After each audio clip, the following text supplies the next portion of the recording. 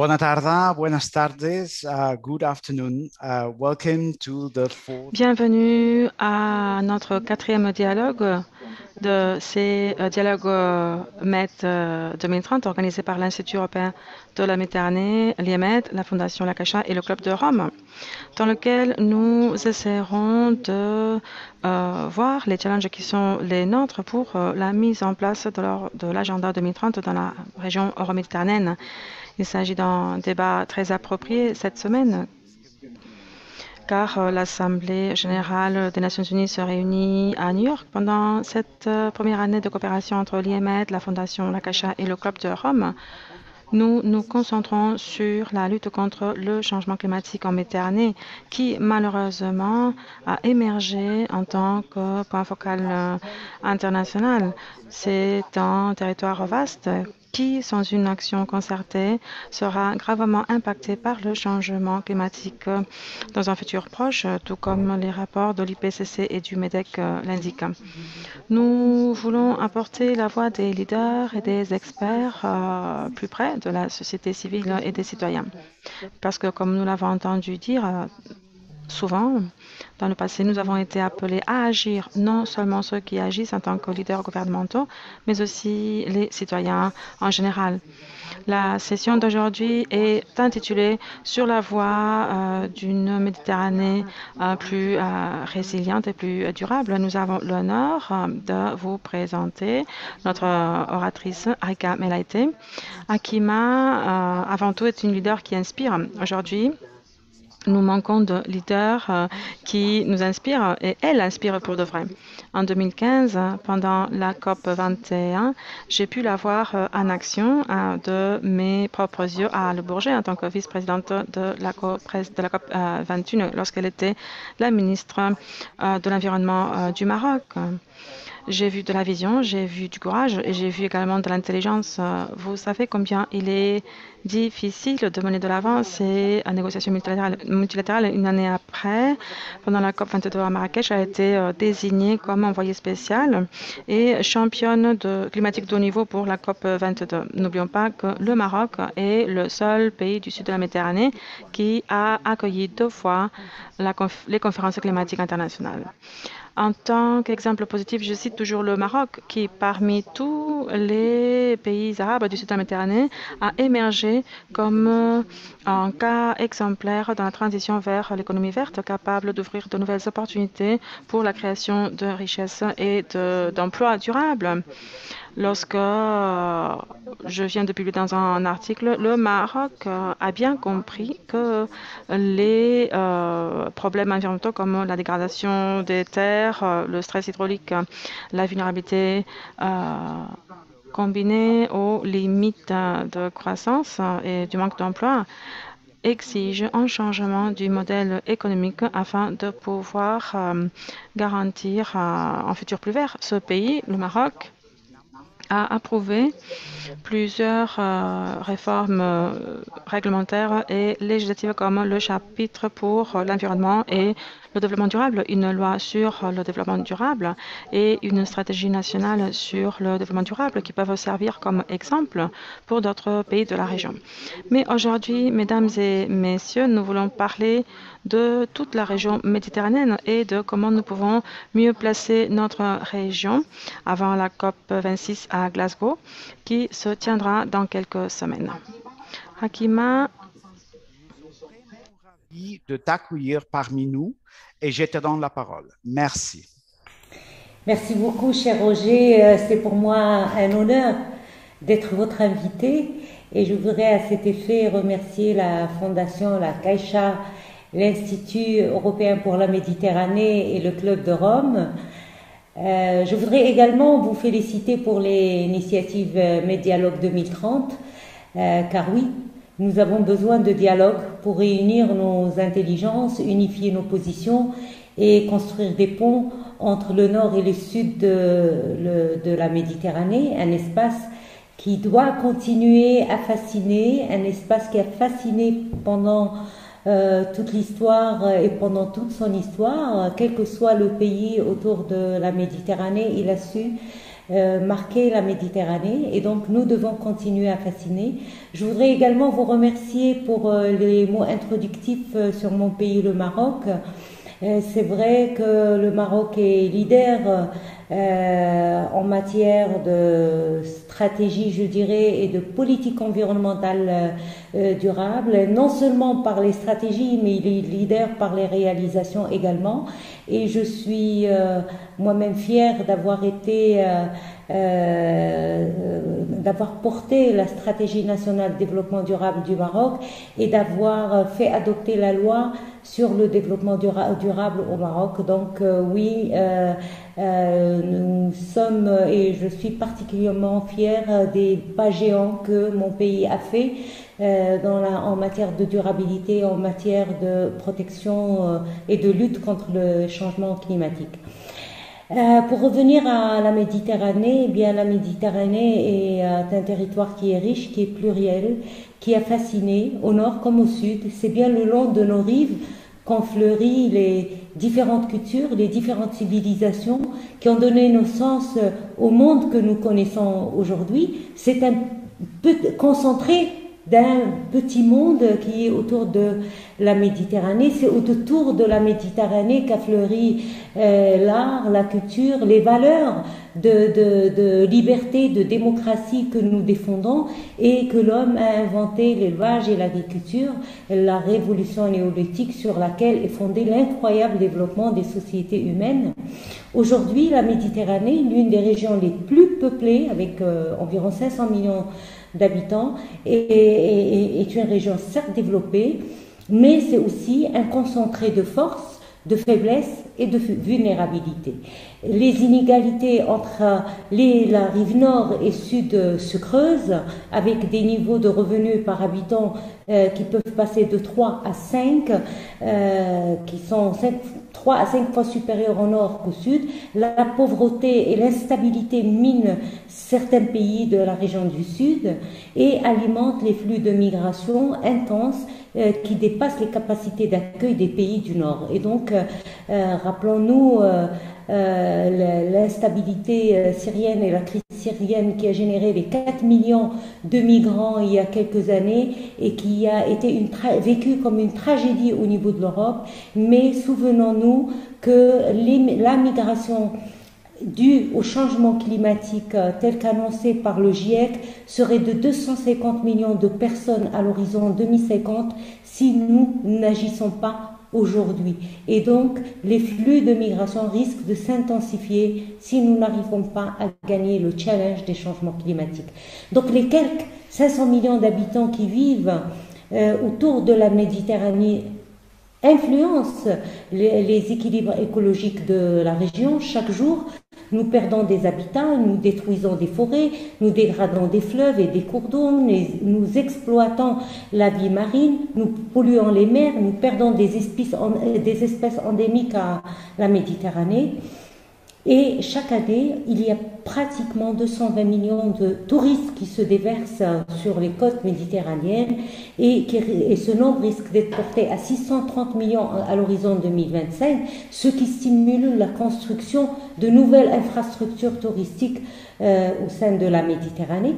Chaque année, 27% du trafic maritime mondial transite à travers la Méditerranée, avec tous les impacts et les nuisances qui sont causés par le trafic maritime, que ce soit le tourisme côtier et marin, ils augmentent le trafic maritime, l'exploitation d'hydrocarbures offshore, l'aquaculture, le chalutage, la surpêche, le développement de fermes éoliennes offshore, la Méditerranée, la pollution, les déchets, les eaux usées domestiques. La Méditerranée fait actuellement face au développement sans précédent de ses activités humaines, de son tourisme et de son économie maritime. Et pourtant, la Méditerranée reste l'une des régions les moins protégées au monde, alors que ses ressources ne sont pas illimitées et nous le savons.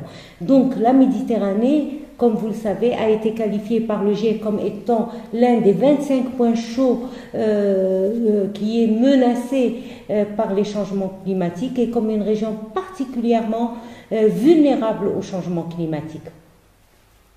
Le réchauffement, mais surtout l'acidification, ils sont particulièrement sévères et nous savons, et ce sont les données du GIEC, que les pays du Nord vont connaître de plus en plus de risques et de catastrophes naturelles et que les pays du Sud seront touchés par l'acidification et par les sécheresses de plus en plus récurrentes. Donc, et par l'érosion et par conséquent une menace accrue sur les ressources en eau, sur la sécurité alimentaire, sur la stabilité, la sécurité et l'accélération des catastrophes naturelles qui deviendront de plus en plus fréquentes.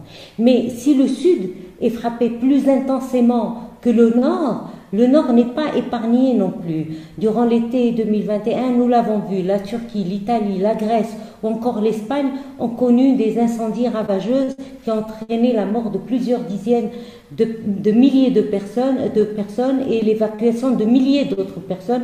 Et je voudrais à cet effet partager ma sympathie et mes condoléances avec les familles qui ont été touchées. On cause le dérèglement climatique, l'exploitation des ressources naturelles et l'urbanisation à outrance.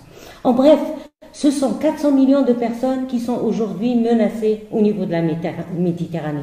Les 150 millions de personnes qui habitent les zones côtières et les 250 millions de personnes qui habitent les réseaux hydrauliques, parce que nous savons qu'avec la sécheresse, les réseaux hydrauliques ne joueront plus leur rôle, que ce soit pour apporter de l'eau, l'accès à l'eau potable, que ce soit pour l'irrigation et la sécurité alimentaire, etc. En bref, nous sommes dans une situation où nous n'avons qu'un seul choix: s'adapter et innover pour atténuer et lutter contre les changements climatiques. Il était courant d'entendre lors des négociations de la COP21 que mieux on atténue, le plus on atténue, le moins on aura à s'adapter. Aujourd'hui, cette thèse n'est plus valable. Aujourd'hui, nous avons besoin de s'adapter et d'atténuer en même temps parce que le temps et l'urgence ne nous permet plus d'attendre. Aujourd'hui, ce ne sont pas que les pays du Nord qui sont touchés, que les pays du Sud qui sont touchés par les changements climatiques. Et je le disais lors de la COP21, je disais qu'en Afrique, les changements climatiques est une réalité à laquelle font face des millions et des millions d'Africains au quotidien. Dans le temps, on parlait déjà de 300 millions d'Africains qui n'avaient pas accès à l'eau potable, on parlait de 500 millions de terres dégradées et donc d'insécurité alimentaire, on parlait des 600 millions de personnes qui n'avaient pas accès à l'électricité. Et donc dans le temps, les changements climatiques étaient une réalité auquel faisaient face les Africains au quotidien. Aujourd'hui, ce combat n'est plus seulement le combat des pays du Sud, c'est le combat du Nord et du Sud, car aujourd'hui, les changements climatiques frappent de plein fouet les pays du Nord comme les pays du Sud, et nous avons vu les catastrophes, les inondations, les feux de forêt qui ont sévi en Europe tout récemment. Donc, nous n'avons qu'une seule alternative, c'est de nous unir, c'est d'être solidaires, c'est de construire une coopération entre le Sud et le Nord pour que ce combat soit embrassé par le plus grand nombre de pays et par le plus grand nombre de citoyens, parce que ce n'est pas la lutte des pays, des nations, des gouvernements, c'est la lutte de nous tous et nous devons la prendre en charge ensemble. Donc adapter et atténuer, doivent être faits d'une manière simultanée. Nous, les politiques d'adaptation, et vous le savez, pourront en effet avoir de nombreux co-bénéfices en termes d'atténuation, notamment dans les domaines de l'agriculture, quand on fait de l'agriculture durable, dans les domaines de l'énergie, quand on améliore, quand on passe aux énergies renouvelables, dans la construction et les bâtiments résilients. Donc, toutes ces pratiques d'adaptation pourraient apporter du bénéfice au niveau de l'atténuation. Et donc, nous n'avons qu'un choix, c'est de commencer à s'adapter aujourd'hui et de commencer à atténuer aujourd'hui compte tenu de l'urgence climatique. Pour devenir résiliente, la rive nord de la Méditerranée, qui est émettrice de 90% des émissions, il ne faut pas qu'on l'oublie, malgré que l'accord de Paris a fini avec la confrontation nord-sud. On n'est plus dans la confrontation.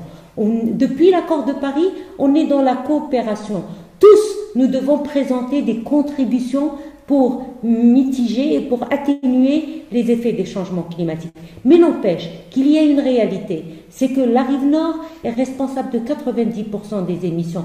Elle doit continuer à s'intéresser à ce qui se passe dans la rive sud, parce que le climat n'a pas de frontières. L'Europe n'a pas de frontières en matière de climat. Une action climatique, une tonne de CO2 qui est émise en Espagne peut affecter l'Éthiopie, et une action qui est menée en Espagne, une action pour lutter contre les changements climatiques menée en Espagne ou en Italie, eh bien elle peut impacter positivement le restant des pays en Afrique. Donc bien que la situation ne soit pas parfaite dans les rives du Sud, qui sont, nous le savons, confrontées à d'autres réalités, à d'autres priorités, qui sont confrontés à des problèmes d'instabilité également, et nous le savons tous.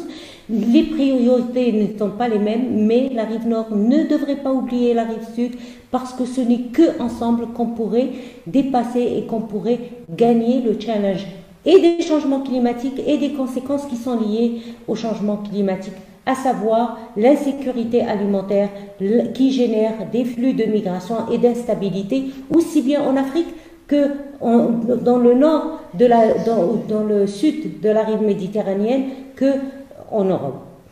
Donc une collaboration active entre les différents pays méditerranéens est nécessaire et même incontournable pour construire des solutions transverses, et nous avons un gisement de bonnes pratiques, et vous l'avez cité, le Maroc en fait partie, et je peux vous dire que les exemples sont multiples dans de nombreux pays. Elles ne sont pas aussi mises à l'échelle qu'au niveau de mon pays, le Maroc, mais les innovations et les bonnes pratiques en matière d'adaptation existent dans de nombreux pays africains, et l'Europe devrait reposer sur ces bonnes pratiques pour trouver des solutions communes. L'Europe et les pays du nord de la Méditerranée ont donc un rôle important dans la diplomatie des négociations. Vous avez parlé de leadership et vous avez raison, Roger. Nous avons besoin de leadership, parce que sans ce leadership, nous ne pouvons pas avancer sur l'agenda climatique. Sans ce leadership, nous ne pouvons pas avoir la capacité et la force de dessiner et de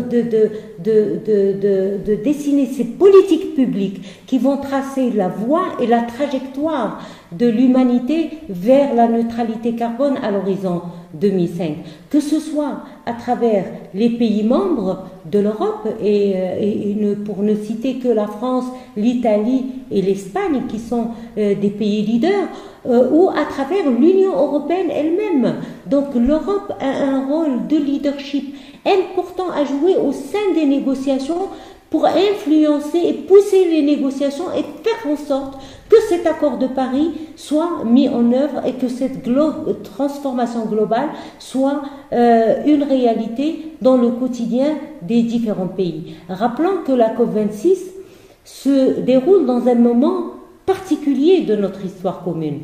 Jamais auparavant, les humains du monde entier n'avaient confronté la même crise au même moment et avec les mêmes effondrements économiques, sociaux et sanitaires. Aujourd'hui, la COP26 se déroule également à une époque où les priorités des pays ne sont pas les mêmes.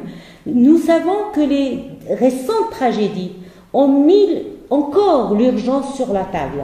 Nous le savons, et heureusement, ou malheureusement, c'est tragique, mais heureusement pour nous, parce que les priorités de nombreux pays aujourd'hui, ce n'est pas de lutter contre les changements climatiques, c'est de lutter contre les conséquences de la crise sanitaire, c'est de sauver des vies, c'est de relancer l'économie, et ces priorités peuvent mettre l'agenda de l'accord de Paris et l'agenda de la mise en œuvre de l'accord de Paris comme une mesure secondaire par rapport aux priorités actuelles.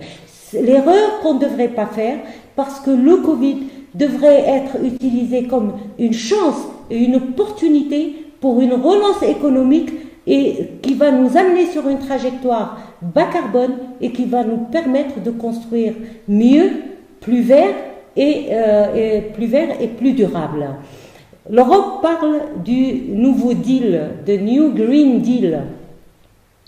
Et je pense que l'Europe a aussi une responsabilité de faire en sorte qu'une composante, qu'une dimension coopération vers les pays du Sud soit une composante centrale dans ce New Green Deal.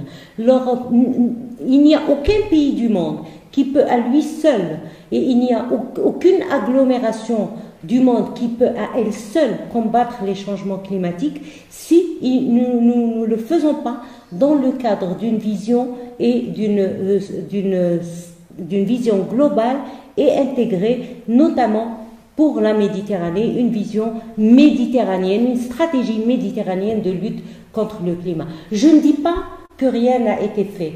Il y a énormément d'initiatives qui ont été lancées.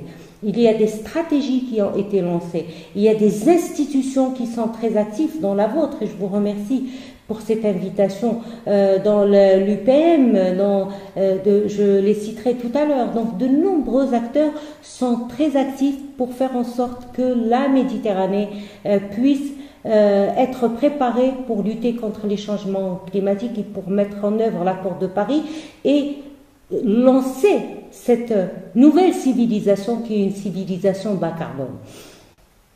Malheureusement, ce que nous observons aujourd'hui n'est pas très encourageant. Vous allez me dire, oui, les conditions sont difficiles, c'est vrai. L'humanité passe par une phase de son histoire sans précédent, cette histoire de pandémie mondiale. Mais n'empêche que l'urgence climatique n'attend pas et que la pandémie n'a pas ralenti les impacts des changements climatiques. Nous devons, et la communauté européenne, qui a le savoir-faire, qui a la technologie, qui a les capacités financières et les capacités techniques, a l'obligation de mener et d'entraîner, d'exercer cet effet d'entraînement, non seulement sur les pays du sud de la Méditerranée, mais sur la communauté internationale au sein des organisations des Nations Unies, à savoir au niveau des négociations climatiques.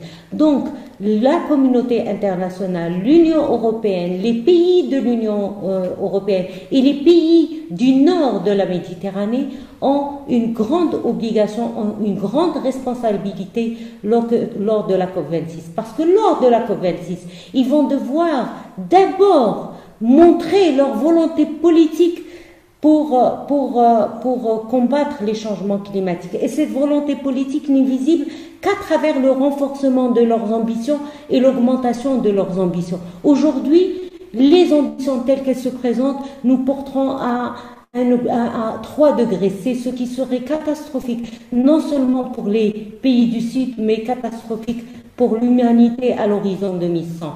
Si nous continuons comme nous le sommes aujourd'hui, les températures vont continuer à augmenter et vont entraîner encore plus d'inondations catastrophiques, encore plus de feux, de brousses, de conditions météorologiques extrêmes et destruction des espèces et de la biodiversité de la planète. Donc ils vont conduire le monde à une pauvreté beaucoup plus intense, à des pertes économiques beaucoup plus intenses, à une insécurité alimentaire. Et donc aujourd'hui, nous n'avons le choix que de coopérer et de coordonner ensemble et d'être solidaires ensemble. Et nous n'avons le choix que de reposer sur les leaders de ce monde, qu'ils soient européens de la zone nord, de la frange nord de la Méditerranée ou de la frange sud. Nous avons besoin de ce leadership pour augmenter les ambitions au niveau de la COP26. Nous avons également, et il est important également, que les pays de la rive nord prennent les devants si nous voulons sérieusement réaliser la transition verte. Alors, qu'est-ce qu'ils peuvent faire? Vous allez me poser la question, pour accélérer la mise en œuvre de l'accord de Paris. Donc, comme j'ai dit, premièrement, augmenter les ambitions. Deuxièmement, il faut absolument que ces pays poussent pour qu'il y ait respect des engagements des accords de Paris. Les accords de Paris avaient fait des promesses, avaient donné des rendez-vous à l'horizon 2020. Eh bien, ces promesses n'ont pas été complètement respectées. Et les pays du Nord peuvent faire en sorte que leur voix soit élevée, que ces promesses soient respectées, que ces rendez-vous soient respectés. Le fait d'avoir différé les engagements des 100 milliards de dollars qui étaient prévus à l'horizon 2020 n'était pas une très bonne idée à cause du Covid. Au contraire, ces 100 milliards devaient être respectés et mis en œuvre pour une relance économique bas carbone, pour aider les pays les plus vulnérables non seulement à faire face à la crise sanitaire, mais aussi à s'adapter au changement climatique. Donc il faudrait absolument que les pays du Nord fassent du lobbying pour que les engagements des pays soient respectés et que l'accord de Paris soit respecté. L'autre impératif, c'est le prix carbone. Lors de Glasgow, nous allons négocier l'article 6 de l'accord de Paris.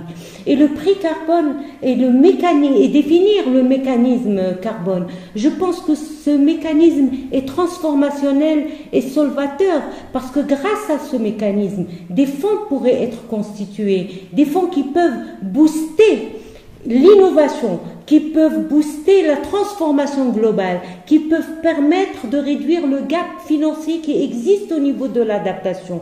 Et donc, mettre un prix sur le carbone pendant la COP26 est extrêmement important, ou du moins définir le mécanisme pour qu'on puisse mettre un prix, parce qu'il se peut qu'on ne mette pas le même prix partout dans le monde, qu'on ait des corridors de prix en fonction des pays, en fonction des problématiques. Et donc mettre un prix définir le mécanisme serait extrêmement important.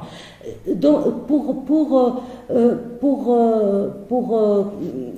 continuer, je dirais, sur ma lancée, je pense que chacun de nous a une responsabilité. Je ne pense pas que les pays du Nord soient moins importants au niveau de la responsabilité qu'ils ont à jouer. Parce que je pense que les pays du Nord représentent un réservoir d'opportunités, non seulement pour je parlais du pays du Sud. Je pense que les pays du Sud ont également une grande responsabilité au niveau de la COP26 et au niveau de la mise en œuvre de l'accord de Paris.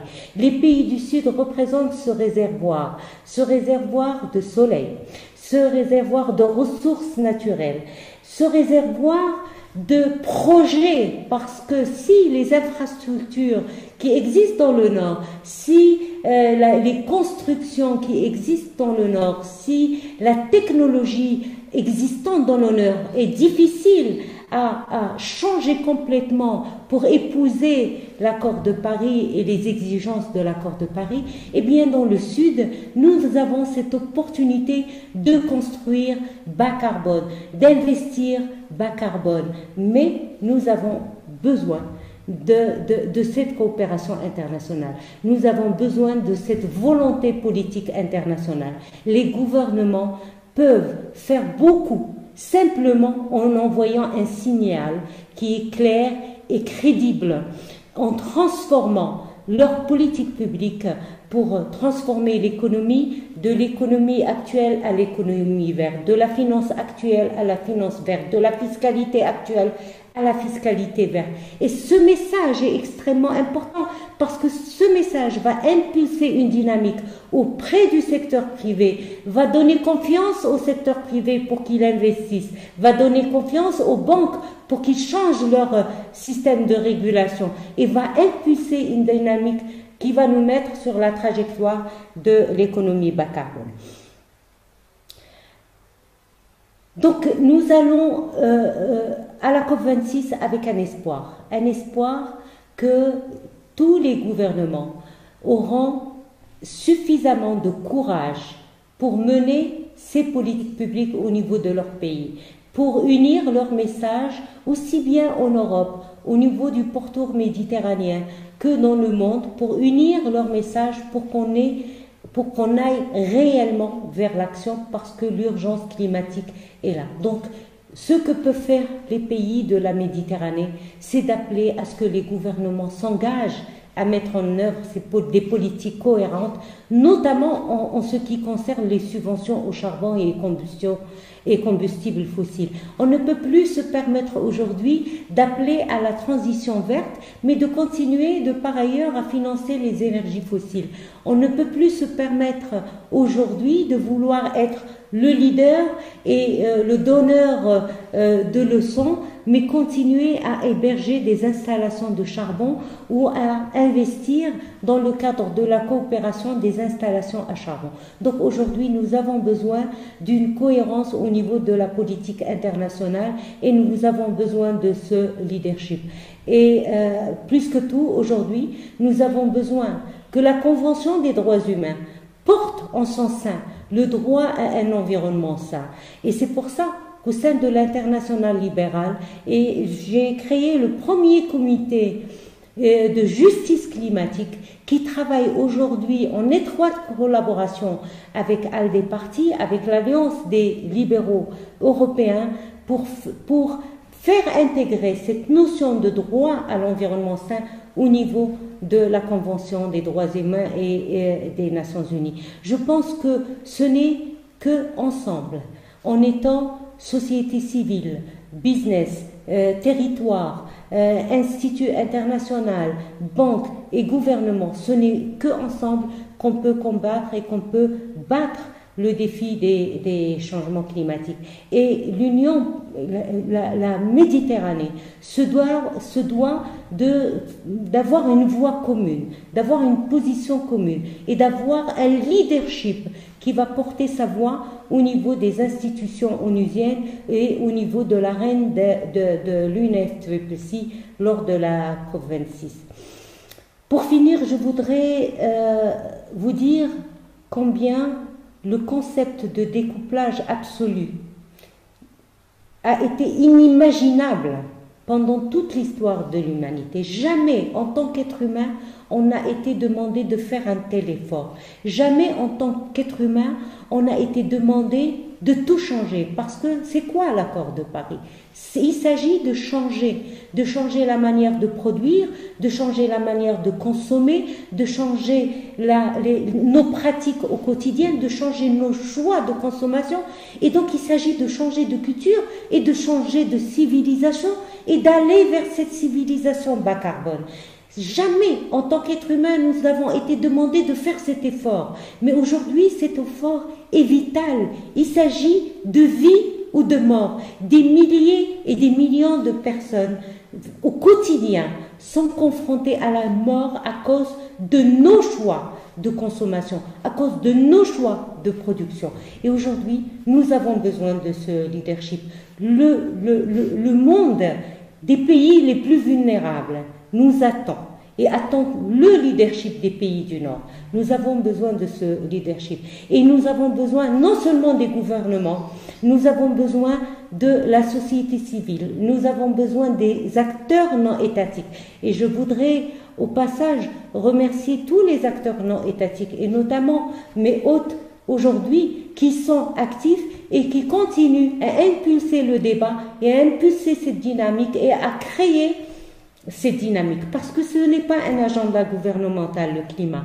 Le climat est un agenda de développement. Le climat est un agenda de sécurité. Et quand je dis sécurité, je pense à tous ces Africains qui vivent et qui n'ont pas accès à l'électricité. Ce sont 600 millions d'Africains. C'est 1,2 milliard de personnes à travers le monde. Et on ne peut pas demander et on ne peut pas espérer de lutter contre le terrorisme, contre l'obscurantisme dans l'obscurité. Et donc, quand on parle du climat, on parle aussi de la sécurité. C'est un agenda de paix dans le monde. C'est la migration, c'est la santé, le dérangement des écosystèmes aujourd'hui a créé de nouvelles maladies, il faut le dire.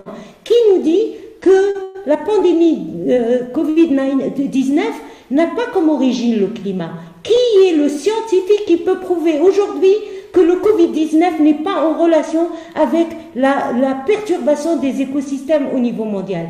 Personne ne peut le prouver. Et moi je dis, le Covid-19 n'est pas la dernière pandémie que l'être humain va connaître si nous continuons à négocier avec la nature. Parce qu'on ne peut pas négocier avec la nature. On ne peut pas négocier avec la terre. On peut négocier au sein des Nations Unies, mais nous devons respecter la terre si nous voulons que la terre nous respecte et si nous tenons à la vie.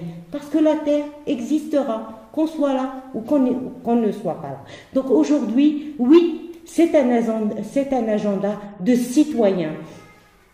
Et je voudrais remercier ces jeunes qui ont élevé leur voix dans les rues.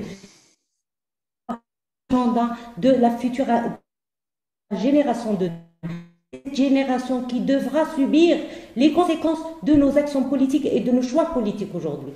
Donc oui, j'ai beaucoup d'espoir. J'ai beaucoup d'espoir parce qu'une des grandes nations de ce monde est revenue au débat, les États-Unis. Et j'ai espoir que le leadership américain revienne à la arène de négociation. J'ai espoir que l'Europe porte le flambeau très haut et pousse pour que les changements climatiques aillent encore plus loin et pour que l'accord de Paris ne soit plus une question de paroles et de speech, de beaux speech au sein des Nations Unies, mais soit une réalité que nous sentons et ressentons dans notre chair au quotidien.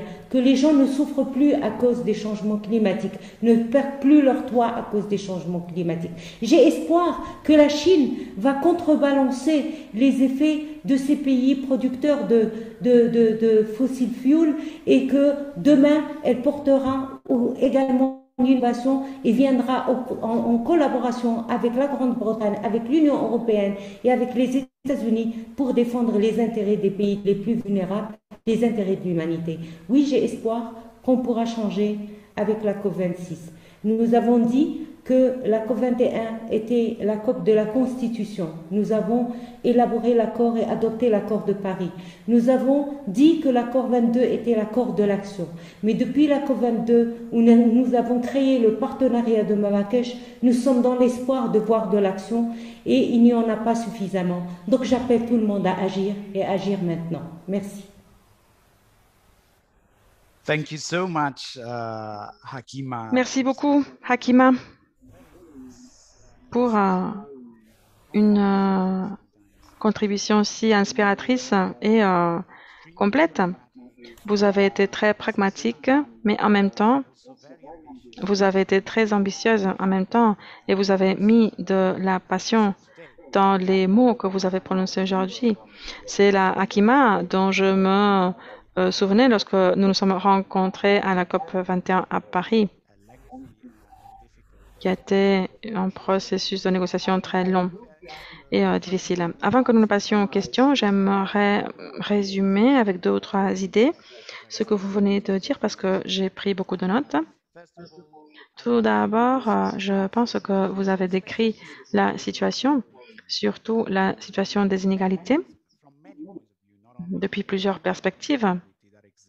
Non seulement les inégalités de revenus qui existent entre le Nord et le Sud, mais aussi comment le changement climatique est un accélérateur de la migration, par exemple, du manque d'eau aussi.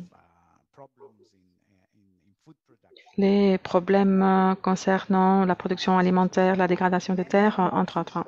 Et beaucoup de ces phénomènes, ou certains de ces phénomènes sont économiques, d'autres sont sociaux, d'autres sont liés au développement des terres et concernent l'environnement. Mais tous ces phénomènes ont un impact spécifique en Méditerranée. Donc, essentiellement, vous avez mis l'accent sur les deux types d'actions que nous avons réalisées, la mitigation et l'adaptation.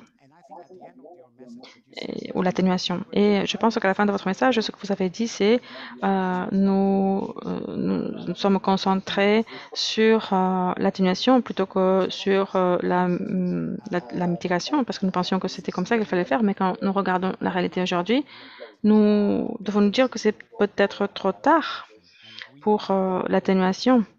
Et donc, nous devons mettre l'accent également sur l'adaptation. Et en mettant l'accent sur l'atténuation, nous devons également insister sur l'atténuation.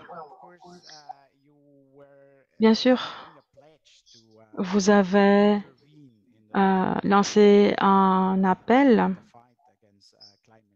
très clair pour la lutte contre le changement climatique. Vous avez dit que rester comme cela, comme à présent, ce n'est pas du tout la bonne réponse parce que si nous ne faisons rien du tout, eh bien, nous allons assister à une augmentation importante de la température, une augmentation qui dépassera la moyenne au niveau global et les effets seront encore plus sévères. Donc, essentiellement, vous avez proposé des solutions dans 5 domaines. Vous avez dit donc de développer nos ambitions pour la COP 26. Ensuite, respecter l'accord de Paris.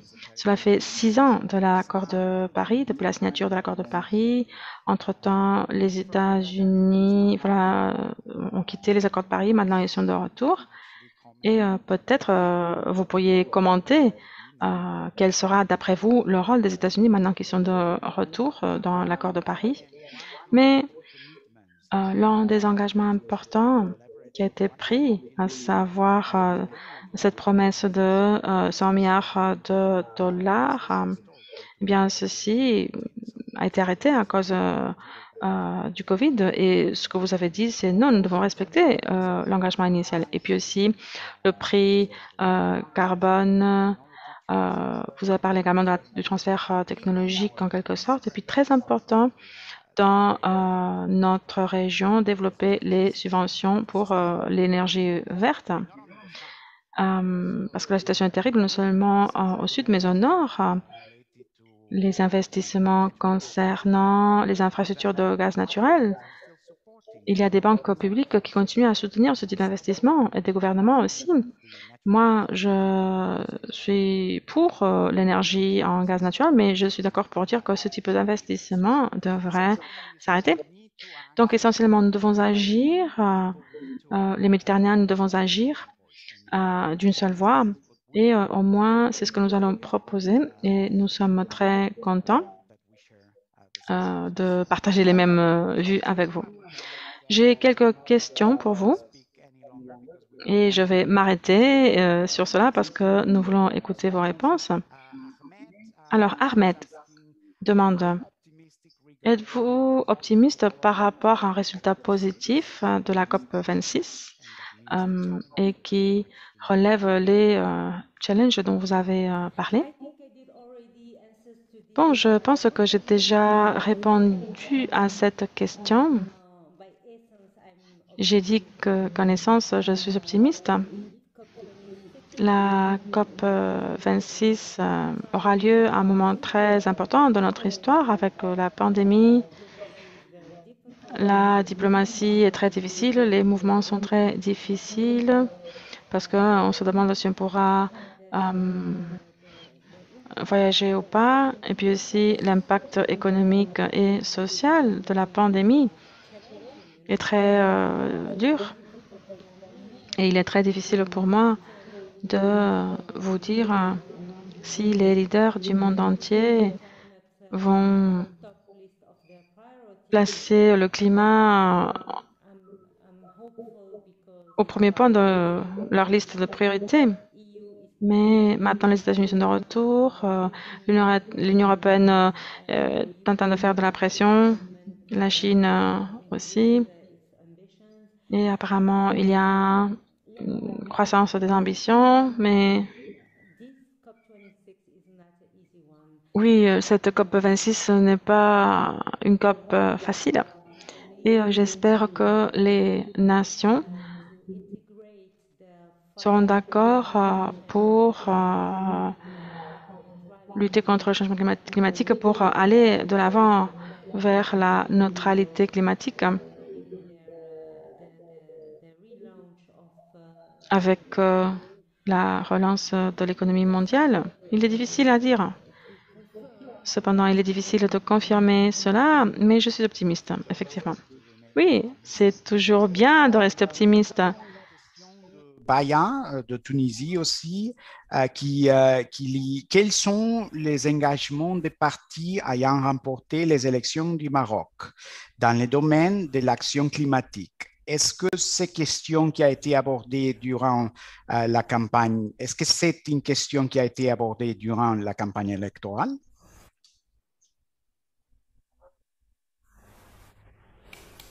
He's talking about the parties in Morocco.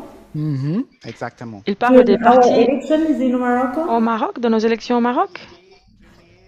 Les engagements des partis ayant remporté les élections dans la question du changement climatique. Bon, Il y a alors, eu une discussion, un débat entre ces partis. laissez-moi vous dire comment nous sommes structurés au Maroc. Déjà, nous avons mis en place un socle. Et ce socle, il remonte, est une volonté des citoyens de ce pays. C'est la Constitution. Nous avons inscrit dans notre Constitution en 2011 le droit à un environnement sain. Et ça, c'est extrêmement important parce que c'est le socle sur lequel on s'est basé pour construire notre vision du développement au niveau national. Et c'est grâce à ce socle-là que nous avons, que Sa Majesté le Roi, notre souverain, avait demandé qu'il y ait une charte nationale de développement durable, laquelle charte a été par la suite traduite en loi cadre de développement durable et qui a fait du climat et du droit à l'environnement sain et de la protection de l'environnement et qui a je dirais, régulé et légiféré sur les relations entre l'entrepreneur marocain et la nature, entre les politiques marocaines et la nature. Et donc cette loi existe et a été votée. J'ai eu cet honneur et ce privilège de la porter au Parlement. Donc cette loi qui a initié qui a un référentiel constitutionnel et populaire et qui a un référentiel, je dirais, de souverain parce que c'était la demande du roi Mohamed VI du Maroc qui a fait en sorte qu'aujourd'hui tous les partis doivent s'aligner d'abord dans leur programme pour respecter la loi. Donc je ne vais pas vous dire que j'ai lu en détail tous les programmes de tous les partis politiques qui ont gagné les campagnes électorales, mais tous les projets de développement marocains doivent, de par la loi, avoir l'environnement et la protection de l'environnement et la lutte contre les changements climatiques comme pilier central dans leur mise en œuvre. Donc oui, je dirais définitivement que les partis qui ont gagné les élections, et pour cela je connais leur programme, eh bien oui, ils ont respecté, ils ont intégré le climat dans leur politique, dans leur programme électoral.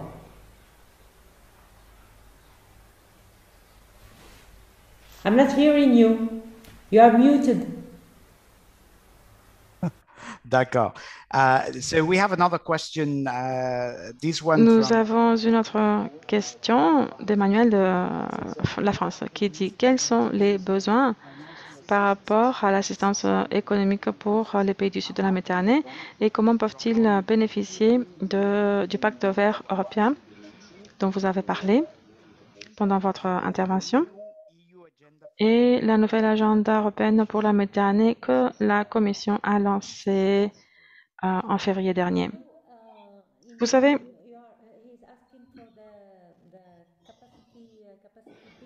c'est une question sur l'assistance pour le renforcement des capacités, n'est-ce pas? Oui, comment peuvent-ils bénéficier? Oui, permettez-moi de vous dire qu'il y a beaucoup de fonds consacrés au renforcement des capacités pour le sud de la région méditerranéenne ou l'Afrique. Il y a beaucoup de fonds et beaucoup de projets. Mais mon problème avec ce type de fonds, c'est qu'il y a beaucoup d'acteurs. Il y a beaucoup d'acteurs qui interviennent dans ce cadre. Il y a beaucoup de fonds. Et le problème, c'est que nous n'avons pas une approche intégrée du nord vers le sud qui soit construite avec le sud pour renforcer les capacités. Il y a beaucoup d'initiatives lorsque j'étais en train d'écrire l'annuaire 2016, je me souviens l'énorme quantité d'initiatives qu'il y avait.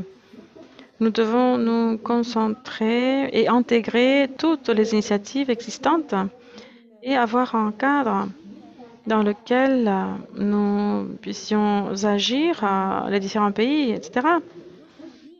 Et ici, la question, lorsque nous parlons du renforcement des capacités, n'est pas l'argent, mais la question, c'est comment choisir la bonne initiative avec le pays qui en a besoin et comment développer les bonnes capacités dans le secteur le plus vulnérable. Excellent, merci. Et la dernière question, parce que nous voulons terminer à temps. Je pense que les personnes qui nous suivent nous en seront reconnaissants parce que comme vous, même si vous le voyez, nous pourrions continuer pendant des heures et des heures à parler avec Hakima parce que c'est un sujet qu'elle maîtrise absolument. Et elle a été à différentes positions pendant sa carrière professionnelle. Eh bien, maintenant, vous étiez en train de dire qu'il y a plusieurs initiatives en Méditerranée pour essayer de suivre la direction que vous avez décrite du nord vers le sud, plus récemment du sud vers le sud aussi. Mais à votre avis, quel est le rôle que devrait jouer l'Union pour la Méditerranée? Parce que vous avez cité l'UPM dans votre participation. Vous avez également dit que lorsque vous étiez ministre, vous avez beaucoup travaillé avec l'UPM. Probablement, vous avez participé à l'une de leurs réunions ministérielles sur l'environnement. Je pense que c'est fin de cette année ou début de l'année prochaine, il y aura une réunion ministérielle de l'environnement aussi. Donc, quel est le rôle que l'Union pour la Méditerranée pourrait jouer pour promouvoir cette diplomatie climatique au niveau régional et d'une manière connectée avec le niveau global? Eh bien, je pense qu'elle pourrait jouer un rôle majeur. Je vous ai dit que nous avons besoin du leadership et je vous ai également dit que nous avons besoin d'un cadre international et nous avons une vision pour la Méditerranée. Nous avons besoin d'une stratégie pour la Méditerranée et nous avons besoin d'une feuille de route pour la Méditerranée. Et cette institution peut jouer un rôle majeur, non seulement pour unifier la position de la Méditerranée et des pays méditerranéens, mais aussi pour impulser les dynamiques avec l'Union européenne et également dans les négociations. Je sais qu'elle a beaucoup d'expertise, elle publie beaucoup de rapports, elle met en place beaucoup d'initiatives, mais nous avons vraiment besoin d'une vision intégrée qui soit déclinée dans une stratégie sur le long terme, sur une feuille de route, et une révision des NDC de chaque pays de la région. Donc nous avons besoin de ce cadre. Et l'Union pour la Méditerranée peut jouer un rôle majeur dans la mise en place de cette stratégie. Elle peut vraiment booster la communauté internationale pour qu'elle avance vers la trajectoire de la neutralité carbone. Et elle pourrait également être la coordinatrice de tous les fonds, n'est-ce pas? Parce que le problème aujourd'hui, c'est ce que je disais tout à l'heure, c'est que les fonds sont là, mais nous devons les trouver, nous devons savoir où ils sont. Et nous devons avoir la capacité de les demander. Et pour cela, elle peut jouer un autre rôle parce que là, nous avons besoin de l'expertise. D'une expertise pour soutenir les pays du sud de la Méditerranée pour qu'ils puissent demander ces fonds. Donc, je dirais qu'elle a un rôle diplomatique en premier, qui consiste à faire du lobby pour la Méditerranée, pour tous les pays méditerranéens. Ensuite, elle a un rôle stratégique qui consiste à vraiment mettre en place ce cadre et puis aussi pour mettre en place cette stratégie. Puis un rôle opérationnel parce qu'elle doit mettre en place avec les différents pays cette stratégie. Elle doit leur donner la possibilité, elle doit donner la possibilité aux pays de mettre en place la feuille de route, leur plan national d'adaptation, etc. Et puis, elle a aussi ce rôle de coordination qui consiste à coordonner et à distribuer les informations entre les parties pour qu'elles puissent trouver les financements, etc. Donc, le rôle est majeur. Je pense qu'elle devrait avoir plus d'ambassadeurs parce que nous devons écouter les voix et malheureusement, nous n'écoutons pas de voix, nous ne savons pas.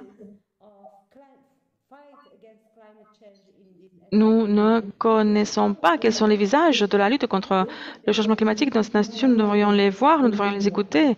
Je pense qu'ils devraient donc parler d'une voix plus haute. Merci. Nous avons deux dernières questions. Vous pouvez la lire dans le Q&A.